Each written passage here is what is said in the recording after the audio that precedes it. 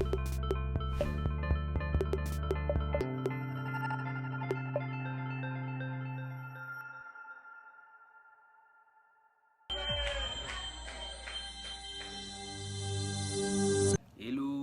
j'espère que vous allez bien. J'espère que vos familles, amis et connaissances vont aussi bien, que tout ce que vous entreprenez vont de l'avant. En tout cas, je l'espère pour vous dans le nom puissant du Seigneur. Moi, de mon côté, ça va. L'Éternel ne cesse de me faire grâce. Je viens auprès de vous comme à l'accoutumée afin d'apporter une petite parole pour édifier une personne, pour édifier un couple surtout. Alors, par ricochet, comme aujourd'hui c'est le 1er août, je profite pour souhaiter à tous les parents bonne fête des parents. Aujourd'hui, nous allons parler d'un sujet très sensible. Il s'agit donc de la gestion dans la transparence financière dans un couple chrétien. Nous précisions un couple chrétien. Dans notre dictionnaire, la gestion veut dire action de gérer quelqu'un, quelque chose dans une structure ou organisation ou dans une entité. La gestion. Et la transparence veut dire c'est dévoiler telle qu'elle est et n'a pas de secret. Ok? Finance. Finance veut dire ressources pécuniaires. En d'autres mots, l'argent. Et donc la transparence financière veut dire concerne les informations principalement comptables de la société, structure, organisation ou entité. Donc il y a le mot comptable qui entre en jeu. Et pour ceux qui ont fait de la comptabilité, nous savons que la comptabilité a deux volets. Il s'agit de l'actif et puis le passif. Alors l'actif, c'est là où nous trouvons les revenus, nous trouvons les ressources, nous trouvons toutes sortes d'entrées qui peuvent aider le couple à pouvoir avancer dans leur gestion. Tandis que le passif, ce sont les charges. Et dans les charges, nous y trouvons les charges fixes et les charges variables. Quand vous maîtrisez l'actif et les passifs dans votre couple, c'est déjà un premier pas. Le couple sait donc que les entrées proviennent de X, Y, Z et les charges proviennent de X, Y, Z. Ça, c'est votre gestion. Nous n'allons pas parler de la gestion, mais nous allons parler de comment vous gérez la transparence financière dans votre couple. Donc, en d'autres termes, ça veut dire, lorsque vous avez l'argent, est-ce que vous le dites ou non à votre couple? Est-ce que vous le gardez pour vous-même? Ou est-ce que vous allez directement vers votre conjoint ou conjointe en lui disant voilà chérie, voilà papa, j'ai reçu de l'argent dans mon entreprise, voilà il y a une prime exceptionnelle, voilà il y a tel avantage, voilà il y a une personne qui m'a viré de l'argent dans mon compte. Est-ce que vous le faites? Voilà de ce sujet que nous allons parler. Alors la première question que nous nous posons, c'est comment gérer la transparence financière dans un couple chrétien? Comme nous l'avons dit, un couple chrétien, le premier point c'est mettre Dieu au centre du couple. Qui dit mettre Dieu au centre du couple, ça veut dire que ce sont des personnes qui connaissent la parole de Dieu, ce sont des personnes qui méditent la parole de Dieu, et donc ce sont des personnes qui ont en eux les valeurs chrétiennes. Agé 2:8 nous dit, l'argent est à moi et l'or est à moi, l'Éternel des armées. Voilà, dans Agé, l'Éternel rappelle au couple que ça ne veut pas dire que si la femme travaille et que l'homme ne travaille pas, que l'argent appartient à la femme. Ça ne veut pas dire que si l'homme travaille, la femme ne travaille pas, que l'argent appartient à l'homme. Non, que ça veut dire que l'argent appartient à Dieu et que c'est Dieu qui approvisionne votre couple. C'est Dieu qui vous donne l'argent. Donc si vous vous mettez à genoux en train de prier l'Éternel afin de lui demander de l'argent, c'est lui qui vous accordera de l'argent parce que c'est lui qui est le maître de temps et des circonstances. C'est lui qui dit que l'argent et l'or l'appartient. Lorsque déjà le couple marche avec cette pensée, alors il ne pourrait pas y avoir des cachotteries. Non, parce que vous marchez dans la crainte de Dieu, vous marchez dans le respect des préceptes divins. Voilà. Et le deuxième point, il s'agit de se connaître. La parole de Dieu dit dans Matthieu 19, 6, les deux seront une seule chair. Ainsi, ils ne sont plus deux, mais une seule chair. Genèse 24 d'ailleurs le dit plus clair, l'homme quittera ses parents et s'attachera à sa femme. Donc le fait de quitter et s'attacher à sa femme demande à ce que l'homme et la femme puissent se connaître, puissent connaître les forces et les faiblesses de chacun. Donc en matière financière, vous vous posez la question, qui dépense le plus? Qui aime épargner? Qui aime investir? Qui donne des bonnes propositions afin de pouvoir mettre le foyer en sécurité financière?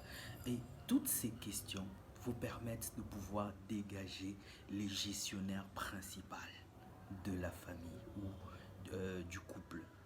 Alors, le gestionnaire principal ne veut pas nécessairement dire que ça doit être l'homme, parce que puisque l'homme est le chef de la famille, ça ne veut pas nécessairement dire que c'est l'homme qui devra être le gestionnaire principal. Dans d'autres foyers aussi, c'est la femme qui est le gestionnaire principal.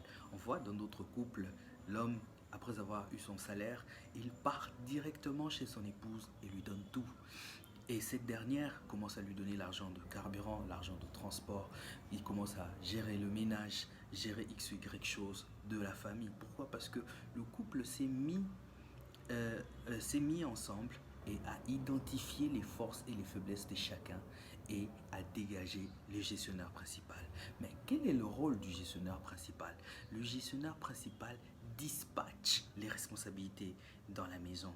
Donc le gestionnaire principal est là pour gérer des grandes lignes de dépenses et les petites lignes de dépenses, il dispatche. Il donne à l'autre conjoint, voilà, toi tu gères X, tu gères Y. Si dans le cas, par exemple, c'est l'homme, le gestionnaire principal, il dégage les grandes lignes et il donne à son conjoint pour pouvoir effectuer les petites dépenses.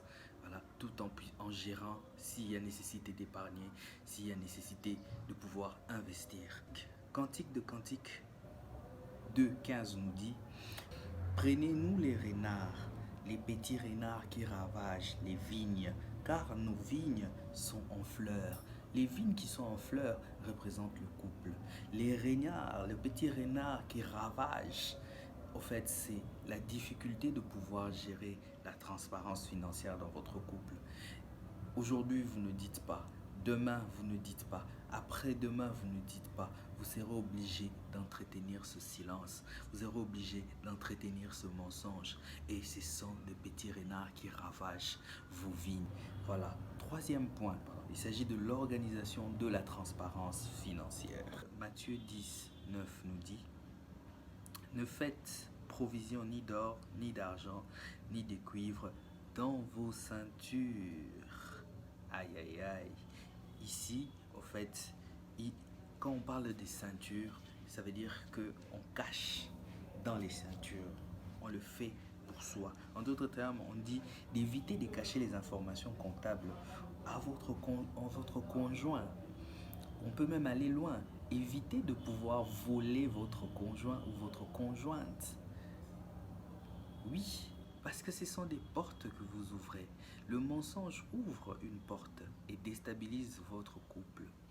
La sincérité, l'honnêteté, la transparence garantit une sécurité spirituelle de votre couple.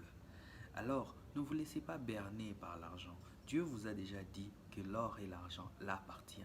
Ça n'appartient pas à un de vous deux, ça appartient à Dieu. Alors, ça veut dire donc que l'argent ou la situation que vous avez présentement dépend de la manière dont vous demandez à votre Dieu, dépend de la manière dont vous travaillez en société, dépend de la manière dont vous gérez cela dans votre foyer.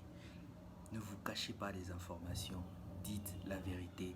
Il y a eu, je ne sais pas moi, prime exceptionnelle, il y a eu avantage, un parent est passé, vous a donné l'argent. Dites à votre conjoint, dites à votre conjointe, ne gardez pas l'information parce que vous êtes en train de les garder dans vos ceintures. Ne faites pas cela. Éphésiens 4, 25 dit: c'est pourquoi, ayant dépouillé le mensonge, parlez la vérité chacun à son prochain, car nous sommes membres les uns les autres. La vérité est la clé. La sincérité, l'honnêteté est la clé d'une bonne gestion dans la transparence financière. Ne mentez pas à votre prochain. Il y a des impacts spirituels qui s'imposent. Il y a des impacts négatifs qui entrent dans votre foyer pour déstabiliser votre foyer. Le diable utilise ces genres d'outils afin d'accéder dans votre foyer. Alors faites très attention. Si vous vous rendez compte que vous le faites de manière inconsciente ou de manière consciente, répentez-vous, mes frères et sœurs, demandez pardon et rebroussez chemin. Demandez pardon au Seigneur. Il est amour pour pouvoir vous pardonner et vous laisser continuer une nouvelle marche. En économie, on parle du revenu. On dit le revenu égale consommation plus épargne plus investissement. Votre revenu doit vous aider à pouvoir faire face à vos consommations. Les consommations sont vos charges fixes, vos charges variables. Après avoir enlevé les charges variables, les charges fixes, le reste qui va rester, si c'est beaucoup, vous épargnez un peu et vous investissez plus tard.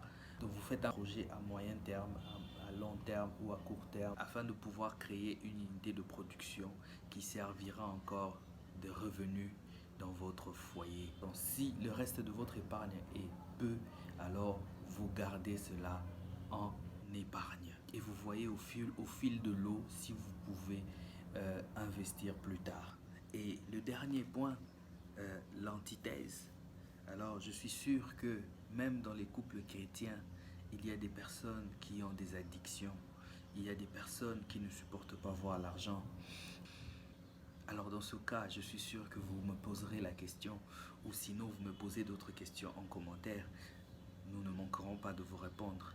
Mais dans le cas où vous avez un conjoint ou une conjointe, toujours dans la chrétienté, mais que vous remarquez que ce conjoint ou cette conjointe ne vous aide pas dans la gestion financière, alors vous pouvez utiliser ce que moi j'appelle l'opacité salvatrice. L'opacité salvatrice veut dire quoi? Dans l'opacité, vous avez déjà le mot opaque et puis vous avez le mot salvatrice. L'opacité, ça veut dire cacher l'information, ok? Et puis salvatrice, ça veut dire pour sauver ou pour la survie du couple. Donc, vous cachez l'information pour la survie du couple. Pourquoi? Parce que vous remarquez qu'à chaque fois que vous apportez l'argent, votre conjoint ou votre conjointe ne vous aide pas. Il ne vous aide pas, c'est à tout moment des dépenses et à la fin, vous vous retrouvez avec rien du tout. Vous n'avez pas d'épargne, vous n'avez rien du tout. Ok, donc vous utilisez l'opacité salvatrice. Ça ne veut pas non plus dire que vous cachez l'information pour pouvoir utiliser l'argent de manière négative, de manière à laisser votre foyer sans dessus-dessous. Non, vous prenez une décision afin de pouvoir sauver votre couple. Et non, vous prenez une décision afin de pouvoir vous faire plaisir vous-même. C'est égoïste. Et puis, la parole de Dieu lui dit, celui qui ne s'occupe pas de son foyer ou de sa famille est pire qu'un infidèle. Le point, se connaître. Lorsque vous voyez que votre conjoint ne vous aide pas, vous pouvez utiliser l'opacité salvatrice, mais dans le but de pouvoir aider le conjoint et le remettre en prière pour que ce besoin-là de pouvoir dépenser puisse être élagué. Voilà. Donc ça, c'est le premier cas. Il y a un deuxième cas, lorsque votre revenu arrive à peine à pouvoir effectuer la consommation, mais vous n'arrivez pas à épargner ni à investir. Dans ce cas, je vous demanderai de pouvoir simplement utiliser le contentement. Vous contentez de ce que vous avez. N'essayez pas de vivre au-delà de ce que vous avez. Exemple, vous avez un revenu de 500 dollars et vous prenez une maison à louer de 300 dollars. Vous ne vous aidez pas. Vous voyez, il faut prendre des décisions pour mettre le foyer à l'aise. Vivre avec ce que Dieu vous donne, parce que c'est lui qui a l'or, c'est lui qui a l'argent. Donc c'est la personne indiquée pour pouvoir demander de pouvoir vous bénir financièrement.